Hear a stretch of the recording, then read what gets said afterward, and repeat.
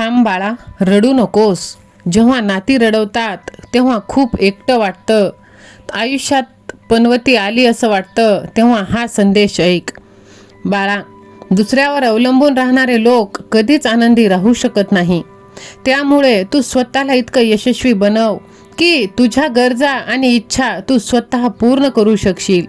होय माझ्या लेकरा, तुझ्या आयुष्यावर कधीच तू नाराज होऊ नकोस. कारण जसं आयुष्य तू जगत आहेस ना, तसंच कोणाचं तरी स्वप्न आहे. त्यामुळे तू आनंदी राहा माझ्या लेकरा. प्रत्येक गोष्टीचा एक काळ, एक वेळ असते. गोष्टी पुढे पुढे ढकलणे हे थांबवले पाहिजे. माझ्या बाळा, लोकांच्या बोलण्याला तू महत्त्व देऊ नको. कारण तुमची वेळ बदलली की लोकांचं बोलणं सुद्धा बदलतं. आणि लोकांचं कामच आहे बोलणं, नावे ठेवणं.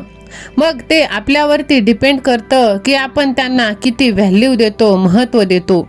होय माझ्या लेकरा, दुसऱ्यांना स्वतःबद्दल सफाई देऊ नकोस. तुझा वेळ वाया घालवू नकोस. कारण लोकांना तेवढेच समजतं जेवढी त्यांची लायकी असते. म्हणून माझ्या लेकरा, तू तुझा वेळ तिथे बर्बाद करू नकोस. होय माझ्या बाळा, चिंता करू नकोस, अतिघाई करू नकोस किंवा कोणत्याही गोष्टीचा अति करू नकोस. कोणत्याही गोष्टीचा इतका वापर करू नको की त्याची तुला सवय लागेल आणि नंतर तुला त्रास होईल. माझ्या लेकरा, तुझा पूर्ण वेळ तुला चांगलं बनवण्यामध्ये घालव. कारण आजकाल नाती माणसाने नाही तर पैशाने बनतात. मला माहीत आहे बाळा, तू खूप रडला आहेस, तू खूप दुःखी आहेस, तू खूप चिंतेत आहेस. पण माझ्या लेकरा, आता विश्वास ठेव. तुझी वेळ आता बदलणार आहे. तुझे सर्व दुःख आता दूर झाले आहे. होय माझ्या लेकरा, तू खऱ्या गोष्टींचा स्वीकार करत आहेस. तुझी भीती आता आपोआप कमी होणार आहे. जीवनात पुढे जायचे असेल तर तू बहिरा हो. होय माझ्या बाळा, कारण जास्तीत जास्त जर लोकांचं बघितलंस तर त्यांचं मनोबल हे कमी करणारे हे आपले जवळचे लोकच असतात. त्यामुळे त्यांच्याशी तू दूर राहा. सहमत असशील तर श्री स्वामी समर्थ असे टाईप कर. व्हिडिओला लाईक करून चॅनलला तू सबस्क्राईब कर. माझ्या लेकरा, जेव्हा कोणतीही आपली व्यक्ती परक्यासारखी वागते तेव्हा ती आपली व्यक्ती आपली वाटत नाही. खऱ्या माणसाचं व्यक्तिमत्व हे मिठासारखं असतं. जेव्हा तो बरोबर असतो त्यावेळी कोणाचंही लक्ष त्याच्याकडे नसतं. आणि जेव्हा तो बरोबर नसतो तेव्हा सगळ्याच गोष्टींची चवच बिघडून जाते. त्यामुळे आपल्या आयुष्यात असलेल्या अशा काही मिठासारख्या माणसांना तुम्ही नक्कीच जपून ठेवला पाहिजे. होय माझ्या लेकरा, समोरच्यात कमीपणाच्या भावनेने तेच लोक पाहतात ज्यांना स्वतःच्या मोठेपणावर विश्वास नसतो. माझ्या बाळा, तुझं हे नशीब आता बदलणार आहे. आता साक्षात तुझा देव तुझं नशीब लिहायला घेतला आहे.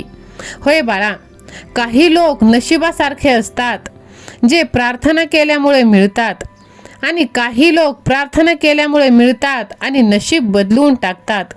तसंच तुझं नशीब आता पूर्णपणे पालटून जाणार आहे. माझ्या लेकरा, बघ, तू खरा आहेस, तू सत्य आहेस. होय, सत्य कधीच दावा करत नाही की तो सत्य आहे, पण खोटं नेहमीच दावा करतो की तो सत्य आहे. तुला जरी लोक, जग, आज हा समाज नाव ठेवत असेल तरी तू हार मानू नकोस, खचून जाऊ नकोस. लोक नावच ठेवायला येतात, पोसायला नाही. आणि लोकांच्या शब्दावरती तू लक्ष देऊ नकोस. तू तुझे कर्म करत राहा बाळा. कारण लोक फक्त रडवण्यासाठीच येत असतात.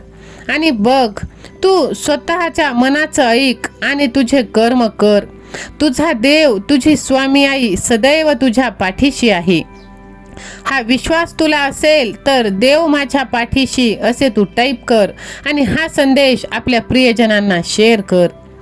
माझ्या बाळा, तुला वाटतं की तू एकटा आहेस, तुला कोणाचा आधार नाही. पण माझ्या लेकरा, ही गोष्ट तू कायम लक्षात घे. आधार नेहमी कमजोर लोक शोधतात. ज्यांच्यामध्ये ताकद असते ते स्वतःचा आधार बनतात. मग तुला पाहिजे का असा आधार, अशी कुबडी पाहिजे का जी तुला कठपुतली बनवून नाचवेल? त्यापेक्षा स्वतःच्या हिमतीवर, स्वबळावर तू यश प्राप्त कर. होय माझ्या लेकरा, खोटं बोलतात लोक की सगळे एका मातीचे बनलेले आहेत. कारण या जगात अशीही लोक आहेत जी दगडाची बनलेली असते. त्यामुळे त्यांना काहीही वाटत नाही.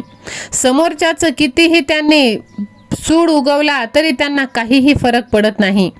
ते फक्त दुसऱ्याच्या दुःखात आनंद मानणारे असतात. आणि अशी व्यक्ती आयुष्यात नकोयत बाळा. तू आता शहाण व्हायला शिक. सगळ्यांची मदत करणं तू बंद कर. सगळ्यांच्या मनासारखं वागणं तू बंद कर. कधीतरी स्वतःसाठी नाही म्हणायला तरी शिक. कारण तू कितीही लोकांसाठी केलंस तरी कोणीच म्हणणार नाही की हो तू केलंस माझ्यासाठी. शेवटी त्यांचं हेच वाक्य असणार की तू काय केलं आमच्यासाठी.